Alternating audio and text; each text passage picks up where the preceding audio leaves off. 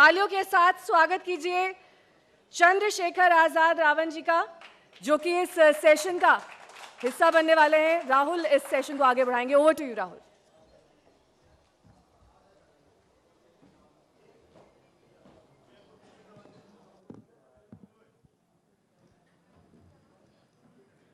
पिछले कुछ हफ्तों से बहुत चर्चा इस बात की चल रही है कि चंद्रशेखर आजाद रावण का आने वाले विधानसभा चुनाव में क्या रोल रहने वाला है। क्या वो अकेले चुनाव लड़ेंगे अपनी नई पार्टी आज़ाद समाज पार्टी के साथ, या किसी के साथ अलायंस होगा तो किसके साथ होगा और क्यों, और जो युवा दलित राजनीति है वो उत्तर प्रदेश में किस दिशा में बढ़ेगी। इस सब पे चर्चा करने के लिए हमारे साथ चंद्रशेखर आजाद रावण मौजूद हैं। स्वागत है आपका। आभार आज तक का, और आपका भी धन्यवाद। हमें सबसे पहले ये बताएं कि जो कुछ महीने में उत्तर प्रदेश में चुनाव होने वाला है उसको फिलहाल आप कैसे देख रहे हैं। आपकी इंडिविजुअल और आपकी पार्टी की इस चुनाव में क्या रणनीति रहने वाली है। देखिए, उत्तर प्रदेश एक प्रदेश नहीं, पूरा देश, यहीं से केंद्र का रास्ता होकर जाता। 22 के बाद 24 का इलेक्शन है, बहुत महत्वपूर्ण है चुनाव। उत्तर प्रदेश की जनता ने जो पिछले 4.5 साल में सहा है वो तो लाशों ने तैर तैर के बता दिया है। समय समय पे हाथरस, पलिया उसका उदाहरण। लेकिन जहाँ तक अगर दलितों की तरफ से मैं बात करूँ, बात तो मैं पूरे यूनिट की तरफ से, पार्टी की तरफ से, बहुजन समाज की तरफ से रखना चाहता हूँ, लेकिन दलितों ने जो सहा है वो उसका बदला जो है इस चुनाव में जरूर लेंगे। जो पढ़ा लिखा दलित है, समझदार है, असरदार है, अपने दुखों की मुक्ति चाहता है, वो अपने लिए अधिकार चाहता है। तो राजनीतिक व्यवस्था व्यापार नहीं, ये हिस्सेदारी का मामला है। तो जो हिस्सेदारी चाहते हैं वो मेहनत कर रहे हैं, और मेहनत का फल ये है कि 2022 में आज़ाद समाज पार्टी अपने काम से रिजल्ट देगी और उत्तर प्रदेश में एक ऐसा दल बनेगी जो तमाम तरह की भ्रष्टाचार और परेशानियों की जो राजनीति है, व्यापार की राजनीति, उससे अलग गरीबों को सत्ता में लेके आए।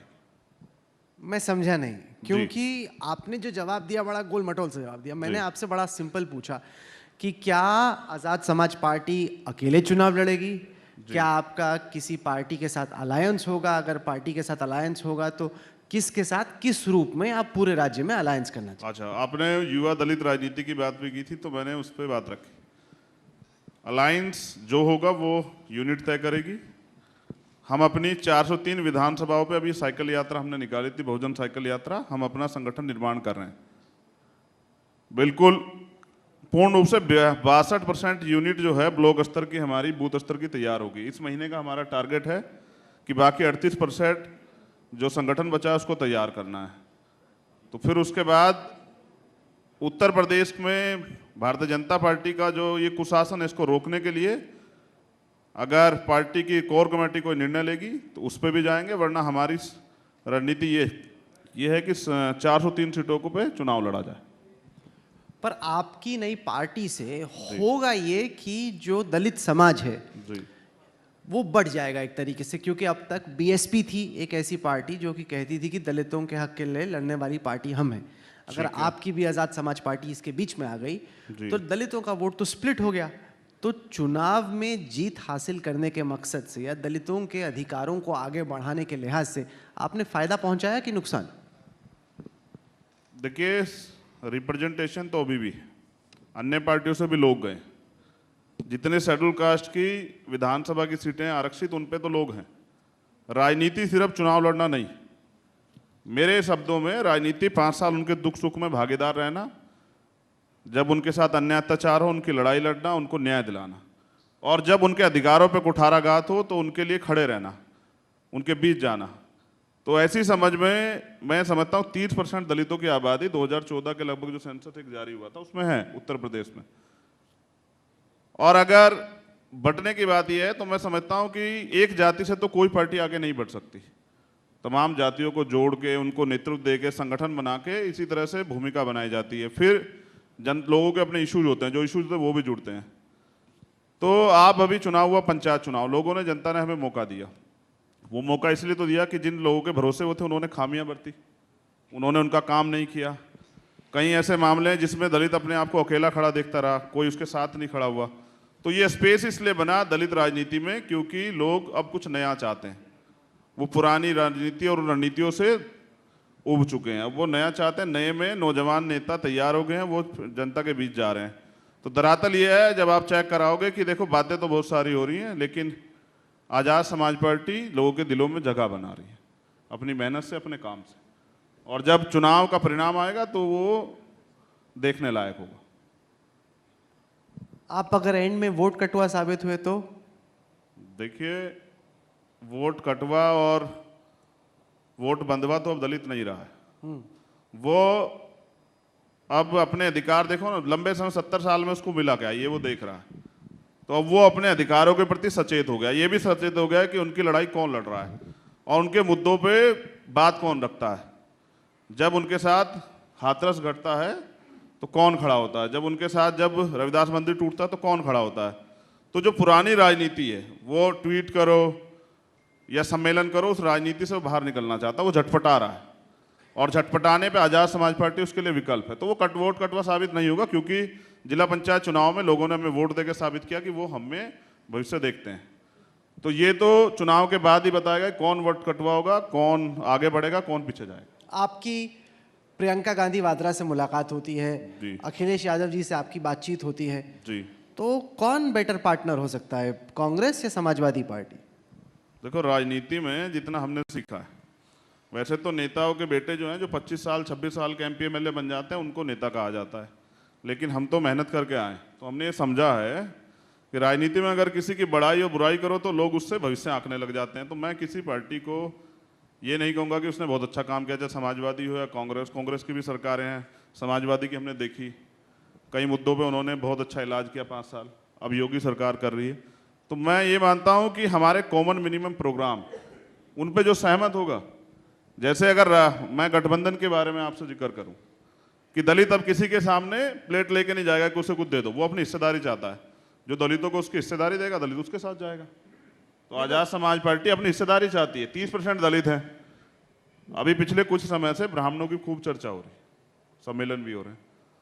दलितों की आबादी उनसे ज़्यादा है, वो भी अपने लिए अधिकार चाहते हैं। वो सम्मेलन नहीं चाहते मेरे हिसाब से, मैंने सुना है, वो कह रहे हैं कि हमें मुख्यमंत्री पद दो, ये भी चर्चा का विषय है। तो दलित भी चाहता है कि उनको हिस्सेदारी मिले। अगर उनका CM नहीं बन रहा है तो डिप्टी CM बने, उनके पास जो है अपनी बात को कहने के लिए, उनका सुनने के लिए आदमी हो। तो वो गठबंधन में की स्थिति भी साफ यही है कि जो अधिकार देगा और उनके मुद्दों पर बात करेगा, जिनसे विचारधारा का मेल होगा, उनसे गठबंधन। जहां तक मुझे समझ में आया, महत्वाकांक्षाओं में काफी फर्क है।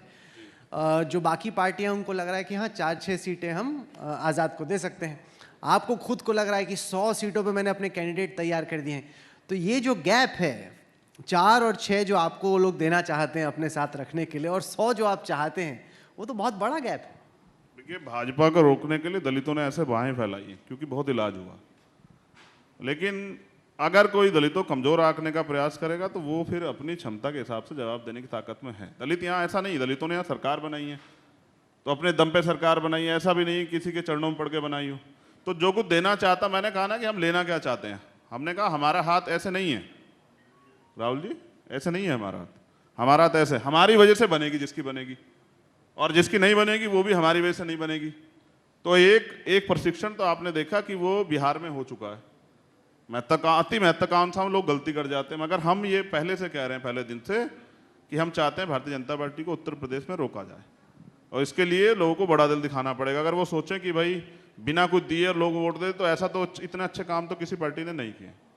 मैं तो पूरे देश में जाता हूँ, ओवरऑल अगर पूरे देश की बात करूँ, सरकार किसी की, अभी हम दिल्ली से लौट रहे हैं, आपने बहुत, आपकी टीम ने कवरेज किया, तब जाके उस बच्चे को न्याय मिलने की उम्मीद ज़्यादा बढ़ रही है। अदरवाइज पूरे देश में किसी की सरकार हो, हाल तो यही है हमारे। तो बेसिकली आप कह रहे हैं कि अखिलेश यादव, अगर आप चाहते हैं कि हम लोग जुड़ जाएं और कुछ दलित समाज का युवा वोट हम आपको दिला सकते हैं, तो बड़ा दिल दिखाइए। मतलब कुल मिला के तो आपने यही कहा। अखिलेश जी का नाम ही नहीं लिया, आप ले रहे हैं। मैं तो समझ रहा हूँ ना कि आप क्या कह रहे हैं। आप कह रहे हैं कि अगर बीजेपी को रोकना है तो हमें बड़ा दिल दिखाना होगा, क्योंकि हम जिता भी सकते हैं, हरा भी सकते हैं। आप यही कह रहे हैं। जिता सकते हैं और हरा भी सकते हैं। तो वही तो। और बड़ा दिल तो लोकतंत्र में रखना चाहिए। लोकतंत्र में जब छोटा दिल आदमी दिखाता है तो फिर उसका नुकसान उसे 5 साल उठाना पड़ता है। वो बड़ा दिल राहुल गांधी को दिखा चुके हैं, भुगत चुके हैं। बड़ा दिल तो उन्होंने मायावती को भी दिखाया था, उससे भी नुकसान हुआ। तो बड़ा दिल दिखा के अखिलेश को 2 दफा नुकसान हो चुका है। मैं क्यों कह रहा हूँ कि मैं अखिलेश जी की बात कर रहा हूँ, आप कर रहे हैं। मैं तो मायावती जी को भी कह रहा हूँ, उनको बड़ा दिल दिखाना चाहिए, सबको दिखाना चाहिए। क्यों, क्या दिक्कत है? लेकिन मैंने बताया ना कि देखिए, हम अपनी राजनीति अपने तरीके से कर रहे हैं। हमारा प्रयास है कि दलितों में लीडरशिप पैदा हो। लीडरशिप वो नहीं जो सदन में जाके विधायक भी बन जाए, एमपी बन जाए, मंत्री बन जाए, अपनी पार्टी के प्रति समर्पित रहे। जब वो कहें तोते की तरह तो बोले, जब वो कहते हैं कि नहीं बोलना तो मुद्दों पे चुप हो जाए। ऐसे लीडरशिप की जरूरत नहीं है। लीडरशिप वो होनी चाहिए कि जब का अन्याय अत्याचार हो तो वो खड़ा होकर ठोस होकर बोले, और अब का दलित मांगने वाला नहीं, वो अपने अधिकारों के लिए लड़ने वाला है और वो लड़ेगा। चलिए, अखिलेश जी की बात हुई तो ये बताइए कि बहन जी से आपका क्या इक्वेशन है? कभी बातचीत हुई है? अब आपके चैनल पे भी कभी उन्होंने सीधे से इंटरव्यू नहीं दिया होगा। मैं ये समझता हूँ कि वो बातचीत तो मुझसे तो नहीं करती। मुझसे तो इनसिक्योरिटी है शायद उनको, कोई मुझसे नहीं करती। मैंने तो कई बार प्रयास किया, मैं तो उनको नेता भी मैंने माना, उनके नेतृत्व में काम भी किया। लगातार वो मुझ पे आरएसएस, बीजेपी के एजेंट, कांग्रेस के एजेंट कहती रही, तो मैं उनका सम्मान आज भी करता हूँ। कांग्रेस के साथ मिलकर उन्होंने सरकार बनाई है, बीजेपी के साथ मिलकर उन्होंने सरकार बनाई है, तो मैंने कभी उनको एजेंट वजेंट नहीं कहा। मेरा काम है अपना काम करना। लोगों का जो मन है कहें, कोई किसी का एजेंट कहे, कुछ कहें, बुराई करें, मुझे फर्क नहीं पड़ता। मैं अपने काम को कर रहा हूँ और मजबूती से कर रहा हूँ। कांशीराम जी ने जो पार्टी खड़ी की, उसके बाद मायावती जी ने जैसे उसको संभाला, उसमें आपको अच्छा क्या लगा और बुरा क्या लगा? मायावती जी की इस वक्त आपको क्षमताएं क्या लगती हैं और आपको उनमें कमजोरियां क्या दिखती? देखिए, अगर आप बहन जी की बात कर रहे हैं तो समझिए कि 2006 में काशीराम साहब चले गए। पिछली 3 सरकारें उनकी लीडरशिप में चली थी, ये बिल्कुल सत्य है। जो चौथी सरकार जो उन्होंने चलाई, उसके बाद वो आप चेक करिए कि वो डाउन में ही जा रहे हैं। अब कोई लीडर अगर जिस पार्टी की वो लीडरशिप कर रहा है और उसके नेतृत्व में वो पार्टी डाउन में जा रही है, तो लोगों का सवाल उठना लाजमी। भाई 2012 हम लोग देख लें, 2014 देख लें, 17 देख लें, 19 देख लें, ऑल ओवर इंडिया में जो वोटिंग परसेंटेज आता था बसपा का, वो आप देख लीजिए। दिल्ली में इस बार 1 पॉइंट से भी कम था, पंजाब में पिछली बार 1.5 पॉइंट था, वहाँ 16% 18% वोट आया, दिल्ली में भी 16% 18% वोट आया, बिहार में भी लगभग यही हाल रहा। तो मैं ये समझता हूँ कि उनकी राजनीति में बीएसपी पीछे गई है, इसलिए बीएसपी के लोगों में झटपटाहट है और वो विकल्प चाहते हैं। अब देखिए, जनता के पास वोट के मामले में ना विकल्प है, जो उनका काम करे, उनके बीच में रहे, उनकी लड़ाई लड़े, उनके अधिकारों के लिए जेल जाए, मुकदमा झेले, सरकार के खिलाफ आंदोलन करे, तो वो जनता उसको समर्थन करेगी। जनता पसंद भी करती है कि नेता उनके बीच में जाए। क्या आपको लगता है कि विपक्ष की राजनीति करने की जगह मायावती जी के नेतृत्व में बीएसपी अब बीजेपी की बी टीम बन गई है? तमाम जो राजनीतिक मुद्दे आते हैं उसमें केंद्र सरकार की मुखालफत करने की जगह ऐसा लगता है कि वो केंद्र सरकार की जो बात है उसी लाइन को आगे लेके जा रही है। आपको भी ऐसा लगता है? देखिए, लोग अपनी राजनीति को आगे बढ़ाने के लिए और अपने भविष्य को ध्यान में रख के अपने, कहा ना, मैं एक नारा देता हूँ कि जिनसे संघर्ष होता है उनसे समझौता नहीं होता, और जिनसे समझौता होता है उनसे संघर्ष नहीं होता। तो बीएसपी ने पहले भी बीजेपी के साथ 3 बार मिलकर सरकार बनाई और कांग्रेस को भी उन्होंने मध्य प्रदेश में भी समर्थन दिया, उनके साथ मिलकर चुनाव भी लड़े और राजस्थान में भी समर्थन दिया। तो मेरे हिसाब से विचारधारा का मामला है, विचारधारा की लड़ाई है। तो जिनसे राजनीतिक समझौते करने होते हैं या कोई भविष्य का निर्माण होता है तो उस पर आदमी कभी कभी शांत हो जाता है, और कभी कभी शांत इस सीबीआई ईडी के डर से भी हो जाता है। ये सरकार ब्लैकमेल करती है, बीजेपी की सरकार तो ब्लैकमेल करती है, तो तमाम तरह से जिन लोगों ने सरकार चलाई है उनके मामले, उनकी फाइल खोल के रखती है, समय समय पर उनको दिखाती रहती है, तो लोगों को चुप करती रहती है। क्या बीजेपी इस वक्त बहन जी को ब्लैकमेल कर रही है? बिल्कुल कर रही। देखिए, 2 चीजें, 2 लोगों की संपत्ति 13,000 गुना बढ़ी। पहले हैं जैसा, जो अमित शाह के बेटे, और दूसरे हैं बहन जी के भाई आनंद जी, जो आज बीएसपी के राष्ट्रीय उपाध्यक्ष हैं। उनकी 2007 के हलफनामे में उनकी जो है संपत्ति 7 करोड़ रुपए थी और 2014 में वो 1300 करोड़ थी। इतना पैसा बिजनेस से तो नहीं आया होगा, है ना? तो कहीं ना कहीं सीबीआई और ईडी इनकम टैक्स के शिकंजे में तो हैं। तो इसलिए जब सीबीआई और ईडी का जोड़ लगता है, जब शिकंजे में कोई फंस जाता है तो फिर उसकी बातें बोलनी पड़ती है। कई मामले में बीजेपी ने कई लोगों से इस तरह समर्थन लिया है। आप जानते हैं लोकसभा में वो किसको वोट करते हैं जब वोटिंग होती है किसी मुद्दे पे, तो वो सब चीज़ें सामने हैं। मैं उनके ऊपर ज़्यादा टिप्पणी इसलिए नहीं करना चाहता क्योंकि अब उनकी जो गलत नीतियाँ, उनके विरोध में ही हमने आज़ाद समाज पार्टी का निर्माण किया और नया एक विकल्प दिया है। अब हम अपनी पार्टी के काम से आगे बढ़ेंगे। जैसे हमने अभी बहुजन साइकिल यात्रा चला के 403 विधानसभाओं पे अपने वर्करों को खड़ा किया, संगठन खड़ा किया, सीमित संसाधनों में अपने काम को आगे बढ़ा रहे हैं। वहाँ ये हर मुद्दे पर आंदोलन करते हैं। जब नीट का मामला हुआ तो दिल्ली में आंदोलन किया, जब पलिया में मुन्ना पासवान घर गिराया तो मैं खुद उसके घर गया, जब हाथरस में इतना बड़ा मामला हुआ कोई नेता जब तक नहीं छू रहा था तब सबसे पहले चंद्रशेखर बस में बैठ के वहाँ गया। तो लोगों में ये सब चीज़ें, उनके अंदर विश्वास की भावना को पैदा करती है कि ये आदमी हमारी लड़ाई को आगे बढ़ा सकता है।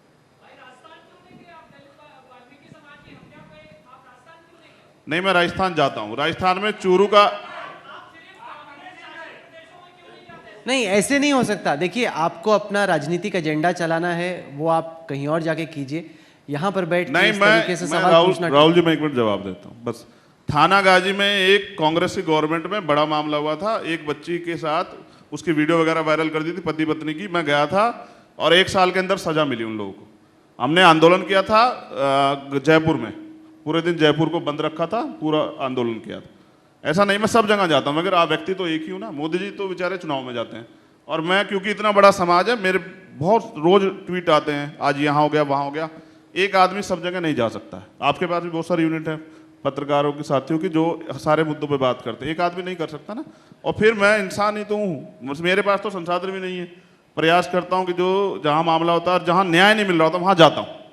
तो कांग्रेस की भी बुरा भलाई नहीं कर रहा हूँ, वो भी ऐसी है। उसकी सरकार में पंजाब हो, राजस्थान हो, उसकी सरकार में भी इलाज होते हैं। हमारे लोगों पे तो हर जगह होते हैं। तो दलित अपने दुखों की मुक्ति खुद करेगा। अब दलित खड़ा हो रहा है और चाहे उसके सर पे छत नहीं है, लेकिन वो अपने स्वाभिमान की रक्षा कर रहा है, वो लड़ रहा है। आपने कहा कि 403 सीटों पर है, पार्टी का संगठन खड़ा कर रहे हैं। बिल्कुल। सवाल ये उठता है कि आज़ाद समाज पार्टी के लिए पैसा कहाँ से आ रहा है। बहन जी ने 23 दिसंबर 2019 को ट्वीट किया, जिसमें उन्होंने बेसिकली कहा कि आप बीजेपी आरएसएस के एजेंट हो, कि मतलब जो आप कर रहे हो, जिस तरीके से आप कर रहे हो, आप बीएसपी को नुकसान पहुंचाने के लिए, दलितों का वोट बांटने के लिए और बीजेपी को फायदा पहुंचाने के लिए आपने ये पार्टी रची। ठीक, देखिए, मैं आपके तो याद है आपने इंटरव्यू किया था, मैं मोदी जी के खिलाफ चुनाव लड़ने के लिए बनारस गया था और मैं चुनाव की तैयारी भी कर चुका था। हमने काशीराम साहब को हम नेता मानते हैं। वो कहते थे जो वोट देगा वो जो नोट देगा वो वोट भी देगा। तो हमने तमाम तरह से, मैंने तो अपने ट्विटर हैंडल से, फेसबुक हैंडल से एक अपना अकाउंट नंबर पार्टी का जारी किया कि भाई इस पे आप हमें मदद कर सकते हैं। आप तमाम पार्टियों का फंड उठा के देख लीजिए, हमारी पार्टी का फंड उठा के देख लीजिए, वो पता लग जाएगा कि कौन कितनी मदद कर रहा है। लेकिन हाँ, आदमी, एक चीज़ मैंने जो सीखी, आदमी भूखे पेट तो रह सकता राहुल भाई, अपमानित होकर नहीं रह सकता। हम यहाँ अपमानित हो रहे हैं, तो उस अपमान से इतनी उठ जाता हूँ कि भूखे पेट में अपने आंदोलन को चला रहे हैं। उन्होंने ये ट्वीट किया, तो उन्होंने उस दिन ये ट्वीट किया था, मैंने आंदोलन, वो चुनाव इसलिए छोड़ा कि बहन जी ने कहा कि देखो चंद्रशेखर अगर वहां लड़ेंगे तो बीजेपी के कहीं से लड़ेंगे, इससे मोदी जी वहां जो है ना आसानी से जीत जाएंगे, वोट बांट लेंगे। ये तो उनको पता है कि चंद्रशेखर वोट बांट लेगा, ये बात वो भी जानती। लेकिन क्या उन्होंने इसको रोकने का प्रयास किया कभी? भाई उनको करना चाहिए था ना, बड़ा दिल। मैं तो, आप अखिलेश जी कह रहे, उनको भी तो दिखाना चाहिए था ना। मैं भी तो समाज से आता हूँ, जब उन्होंने शुरुआत की तो वो उनकी हालत भी यही थी जो मेरी आज है। आज तो वो राजमहलों में रहती है, लेकिन उन्होंने यहाँ शुरू की थी। तो जो क्या राजा का बेटा राजा बनेगा, बाबा साहब बेटे कौन सा सिद्धांत मानते हैं वो? बाबा साहब ने कहा कि आज के बाद रानी का बेटा राजा नहीं बनेगा, जो मेहनत करेगा, संघर्ष करेगा, वोट तो से आप राजा चाहते हो कि बीएसपी की कमान वो आपको संभालनी है, दलित समाज की लीडरशिप की कमान आपको संभालनी? इतनी आसानी से नहीं मिलता है सर ताज, मेहनत करनी पड़ती है। मैं कमान संभालने की बात नहीं कर रहा हूँ ना, मैं उनसे कह रहा हूँ। मैंने कहा ना, मैं चरणों में तो किसी के नहीं पढ़ता हूँ, मैं नहीं पढ़ता हूँ, बिल्कुल अपने हक अधिकार को छीन के लेता हूँ। इसीलिए जो है गांव स्तर से बिना किसी बैकग्राउंड के यहाँ तक पहुँचा हूँ। आज तक के मंच पे अपनी मेहनत से पहुँचा हूँ। किसी नेता का बेटा नहीं हूँ, एक प्राइमरी स्कूल के हेडमास्टर का बेटा हूँ। माँ खेत में घास काट के लाती, दूध बेच के उसने मुझे, हम 6 भाइयों को तैयार किया, 3 भाई और 3 बहन। तो एक गरीब परिवार, गरीबों की तकलीफ को समझता हूँ। तो मैं उनसे कमान नहीं मांग रहा हूँ, मैं तो अपने काम से लोगों से पूछना चाहता हूँ, क्या मेरा अधिकार नहीं बैठता है?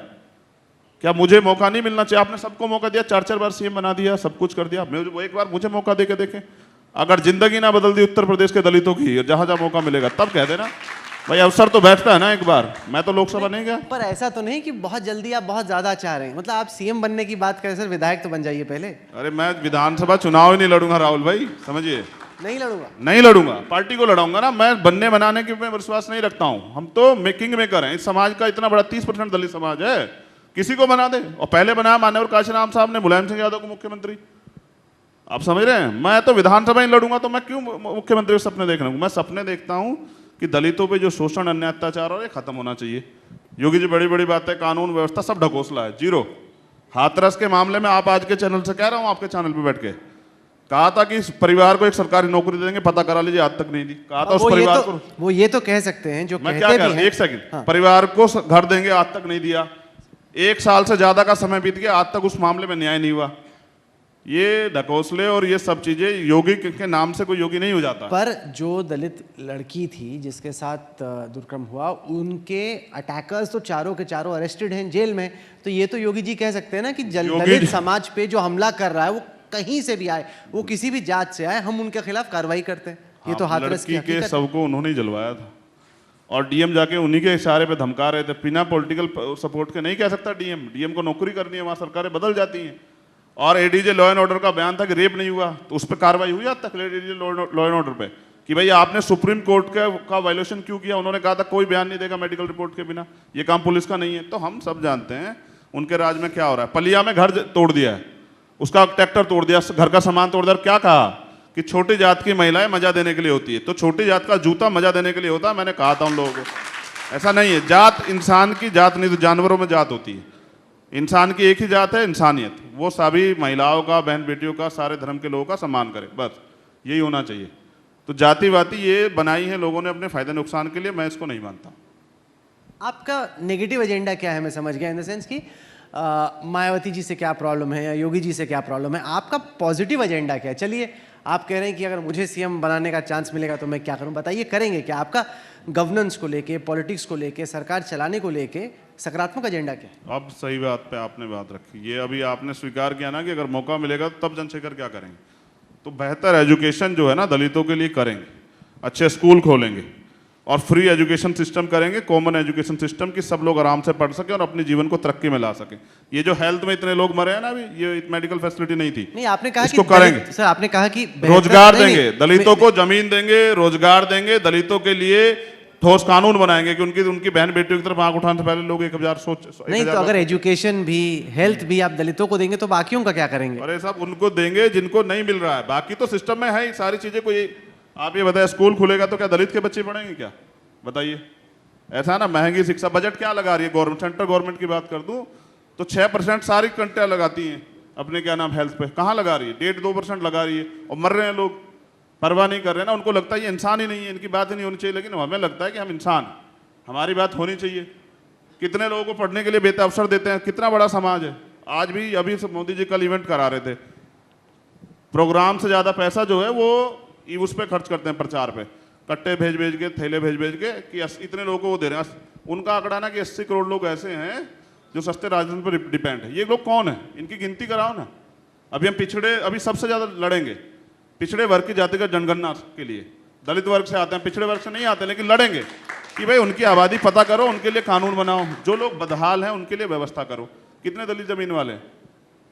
एक सरकारी आंकड़ा 54% दलितों पे 1 गज जमीन नहीं है। अरे कैसे कैसे काट रहे हैं देश में जीवन। 70 साल की आज़ादी में हमें कुछ मिले तो सही।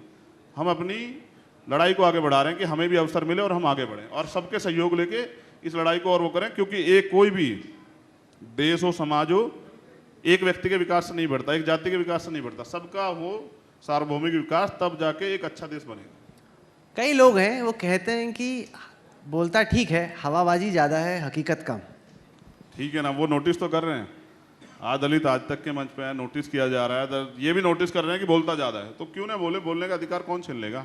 ये तो कॉन्स्टिट्यूशनल राइट है ना, आर्टिकल 19 में जो फ्रीडम ऑफ स्पीच है ना। तो अपने बातों पे तो बोलते हैं, वैसे कहाँ बोलते हैं? वैसे तो बोलने के अपने कार्यकर्ताओं से पैसे लेते हैं, जहाँ जाते हैं कैडर कराते हैं, उनसे पैसे लेते हैं गाड़ी के तेल के भी। तो वहाँ बोलते हैं जहाँ जरूरत होती है, फालतू में नहीं बोलते। देखा आपने कि सब फालतू बोलते हुए? नहीं बोलते।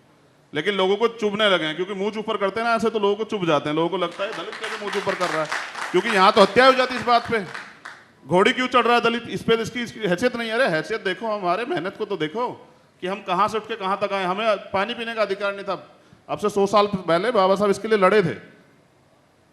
जब महार चवार आंदोलन, जब पानी पीने का अधिकार नहीं था और लाठियां खाई बाबा साहब ने। ये तो चंद्रशेखर है, तो उनके काम को आगे बढ़ा रहे हैं कि भाई आज तो बिस्लेरी का पानी पी रहे हैं, आपने तो रखा नहीं है, बीच में जरूरत पड़ जाए। तो इसलिए जो है अब दलितों का स्टेटस थोड़ा सा बदल रहा है। अब वो सोच रहे हैं भविष्य के बारे में कि इस देश में उनका भी वो राष्ट्रपति तो बन गए, उनका प्रधानमंत्री बने, उनके मुख्यमंत्री बने। तो सोचना तो अधिकार है ना, सपने देखना। तो मैं खुली आंखों से सपने देख रहा हूँ और पूरा करूंगा। बंद से नहीं देखता हूँ, खुली से देखता हूँ। रोज समझाता हूँ तुम्हारी इतनी आबादी है, अगर पिछड़े वर्ग के लोग तैयार कर लोगे, मुसलमानों को, सिखों को, जैन को, बौद्धिस्ट को, पारसी को तैयार कर लोगे और उनको वोट की वैल्यू समझा दोगे कि वोट की सुरक्षा कैसी होती है, वोट की कीमत क्या होती है, वोट का निर्माण क्या होता है, वोट के परिणाम क्या होते हैं, मेहनत करोगे तो तुम्हें भी आगे बढ़ने का मौका मिल जाएगा। सरकार कानून बनाने की ताकत सरकार में, कानून सरकार बनाना और फिर कानून बना के अपने लोगों के लिए भलाई करना।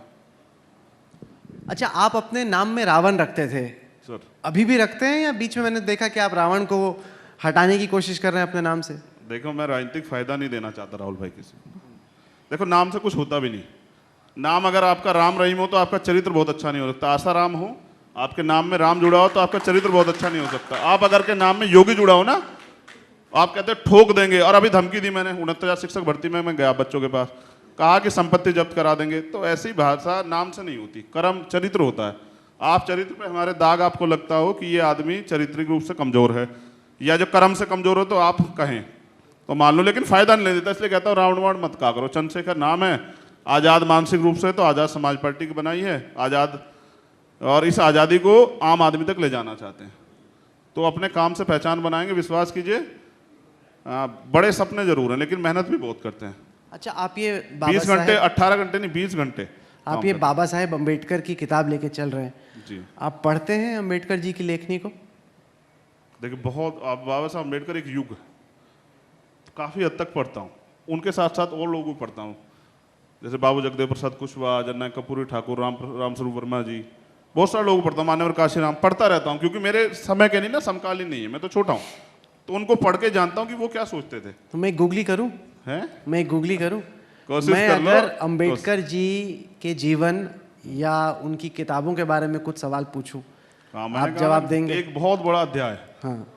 हाँ, अगर आप फुलटोस फेंकने के मूड में तो अलग बात है, अगर गुगली फेंकने के मूड में तो मैं समझता हूँ कि क्लास तो नहीं है ये। नहीं, मैं कोशिश करता हूँ, चलो कोशिश कर लेता हूँ। तैयार है ना? मैं ज्यादा मैं ठीक। ना गूगली फेंकूंगा ना ठीक। मैं बाउंसर, मैं सिंपल सा पूछूंगा। अच्छा, आप बताइए बाबा साहेब अम्बेडकर का जन्म कहाँ हुआ? मऊ में, मध्य प्रदेश में, इंदौर जगह पड़ती है उसमें ही। सही। मैं आपने बोला ना एक फुल टॉस फेंको, ऐसा भी इतनी भी आसान फुल टॉस नहीं होनी चाहिए कि उठा के एकदम बाहर कर दिया। आपको तो याद है मैं मारता हूँ। हाँ, क्रिकेट क्रिकेट खेले खेला ना? था हाँ, आपने। मारता हूँ, सच में तो सच। हाँ, उस टाइम आपकी पीठ थोड़ी सी खराब थी, दर्द हो रहा था आपको उस फिर टाइम। भी मैंने मारा एक शॉट तो। चलो, पहला बॉल मैंने भी थोड़ा आसान दिया। मैं ज़्यादा मुश्किल नहीं पूछूंगा, कि जिसने बोला कि क्लास मत लेना मेरी, तो क्लास तो मैं नहीं लूंगा। लेकिन ये बताइए कि बाबा साहेब अम्बेडकर 2 कॉलेजों में विदेश जाके पढ़े, आपको क्या मालूम है कि वो कौन सी यूनिवर्सिटीज़ गए और वहाँ पे उन्होंने क्या पढ़ाई की? बाबा साहब कोलंबिया यूनिवर्सिटी में पढ़े, एक, और दूसरी?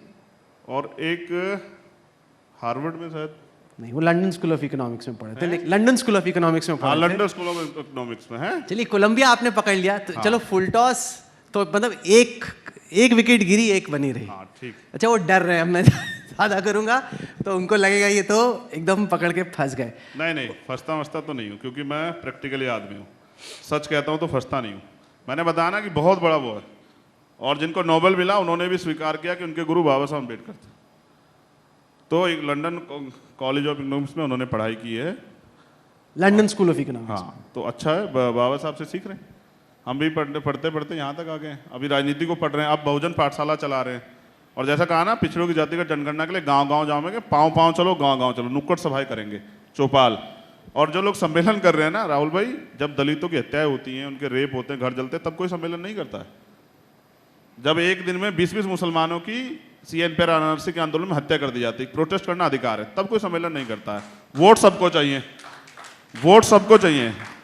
तो जनता भी तय देख रही है कि लड़ता कौन है। लोग ये सोच के वोट दें इस बार कि भाई आपकी लड़ाई को आगे कौन बढ़ा रहा है, आपके साथ कौन खड़ा है, फिर देखना बदल जाएगा। ये बीजेपी ना, इनके टिकट भी नहीं लेता था कोई। 2007 में हमने चुनाव लड़ाया बसपा। आप ये बार बार कह रहे हैं कि बीजेपी दलित समाज को जिस तरह की तवज्जो देनी चाहिए नहीं देती, लेकिन जब हाल ही में कैबिनेट एक्सपेंशन हुआ केंद्र सरकार में, तो आप देखें कि बार बार जो मोदी जी की टीम की तरफ से मैसेज दिया गया, वो ये दिया गया कि हम अति पिछड़ी और ख़ास तौर से शेड्यूल्ड कास्ट को सपोर्ट करने वाली सरकार हैं। आप देखिए उत्तर प्रदेश से कितने मंत्री आए, आप देखिए कि दलित समाज से कितने मंत्री आए, आप देखें कि पिछड़े वर्ग से कितने। उनका बार बार ये कहना है कि हम तो जितना करते हैं दलितों के लिए, पिछड़ों के लिए, उतना कोई नहीं करता। सही कह रहे हैं। मैंने तो आपसे बताया था कि मैं लेके तो आया भाई, दिखा दूंगा आपको जरूर कितना करते हैं। देखिए, उनकी बात पे बात करूंगा। कानून व्यवस्था दिल्ली यूपी में बहुत अच्छी है। 2017 में 11,444 दलितों की के साथ एट्रोसिटी हुई। 2018 में 11,924 और 2019 में 11,829।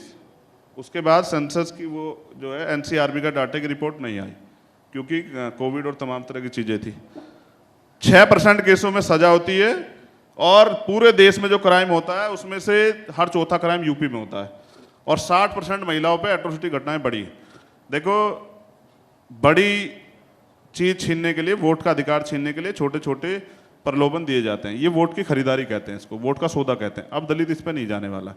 मैंने कहा ना, इतना इलाज तो कर दिया, एजुकेशन का बजट कम कर दिया, स्कॉलरशिप खत्म कर दी, स्कूल बंद कर दिए, तमाम तरह दलित अपने अधिकारों के लिए आता पीटते हैं, आंदोलन करने आता है तो मुकदमे लगा देते हैं, कोई बोल नहीं सकता यूपी में।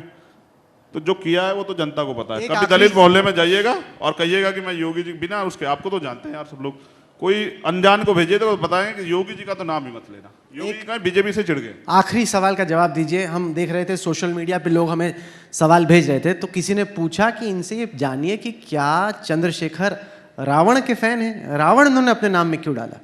रावण का भी कोई फैन होता है? देखिए, हमने कहा कि कुछ चीज़ें जो हैं वो हमारे व्यक्तिगत जीवन से जुड़ी हुई हैं। भाई, हमें कोई भाई कहता तो मान लेते हैं, कोई रावण कहता तो भी उसका सम्मान करते हैं। जनता जो कुछ कहती है, कहाँ से पड़ा आपका नाम रावण? ये तो पर्सनल हम जानते हैं या हमारे परिवार के लोग जानते हैं। उसी बात को अभी कभी जनता के सामने का मौका आएगा तो रखेंगे। लेकिन सच ये है, मैंने कहा ना, व्यक्ति का नाम कुछ नहीं होता, उसका काम सब कुछ होता है। और रावण, राम राज्य है ना उत्तर प्रदेश में, तो यही चर्चा हो रही है। इस राम राज्य में तो आप इस राम राज्य को खत्म करना चाहते हैं, इसलिए आप रावण हैं? ये रहा ना राम राज्य, देखो ना सर, 11,829। जिस राम राज्य में दलितों के साथ इतनी एट्रोसिटी है, उसे राम राज्य कहेंगे? नहीं। जहां रात को मैंने कहा ना, मुख्यमंत्री जी अगर झूठ बोलने लग जाएं कि हमने घर दे दिया, हमने नौकरी दे दी, कुछ नहीं दिया, बिल्कुल झूठ, आप चेक करा लीजिए। आप कहेंगे तो, अगर आप हम झूठ निकले तो जो सजा कहें मंजूर। चलिए, बातें आपकी बड़ी हैं, राजनीतिक हकीकत आपकी कितनी बड़ी है ये पता चलेगा जब चुनाव होगा। आप हमारे साथ जुड़े। चंद्रशेखर आजाद, बहुत बहुत शुक्रिया आपका। आप, मेरी उम्र बहुत कम है अभी, बहुत लंबे सपने लेके आया हूँ, मेहनत करूंगा। अभी तो जो है, आप बेसिकली कह रहे हैं कि इस चुनाव में मत देखिए, थोड़ा और लंबा टाइम। हाँ, अभी लंबा प्लान है, एक लंबा प्लान मतलब लेके आए, तो अपनी जड़ें गहरी कर रहे हैं। जैसे किसान जो होता है ना, हल्की हल्की बारिश पे खुश हो जाता है, उसको लगता है कि ये पानी नीचे जमीन में जाएगा गहरा, तो लंबे समय तक फल देगा। आम का पेड़ लगाया, केले का नहीं लगाया कि एक बार फसल देख कट जाए, काटना ही पड़ेगा। ये आम का पेड़ है, बनने में समय लगेगा, तैयार होने में समय लगेगा, रखवाली करनी पड़ेगी, इसकी सुरक्षा करनी पड़ेगी, कटाई छटाई नलाई करनी पड़ेगी, और जब तैयार हो जाएगा तो इस पूरे समाज को फल देगा। तो कांशीराम जी भी तो ये कहते थे कि पहला चुनाव होता है हारने के लिए, दूसरा। जब बीएसपी पहला चुनाव लड़ी थी ना, तो आप देखिए 500, 700, 800 वोट मिले थे। जब हम पहला चुनाव लड़े उत्तर प्रदेश में, उपचुनाव, 13,500 वोट मिले। बड़ी बड़ी पार्टियों को, कांग्रेस और समाजवादी आरएलडी गठबंधन को पीछे छोड़ दिया। और जब अभी पहली बार चुनाव लड़ने के लिए पंचायत चुनाव का 50 से ज्यादा सीटें जीते, बड़ी बड़ी पार्टियों को धूल चटा दी। तो ऐसे नहीं चटाई, मेहनत से चटाई। और काम करेंगे, मेहनत करेंगे, बोलेंगे कम। माँ बाप से एक सीख ले ली कि जब ज़्यादा बोलते हैं तो व्यक्ति चिढ़ जाता है, फिर वो उल्टी से सवाल ढूंढ के लाता कि इसको छोटा कर दूं। इससे कोई दिक्कत नहीं है, मैं प्रयास करूंगा कि ज़्यादा काम करूं और काम करके अपनी मेहनत से साबित करूं कि एक दलित का बेटा भी इस पैसे के राजतंत्र, पैसे के जो है ना राज व्यवस्था में अपने आप को कहीं खड़ा कर सकता है। आप जुड़े हमारे साथ, बहुत बहुत शुक्रिया। धन्यवाद।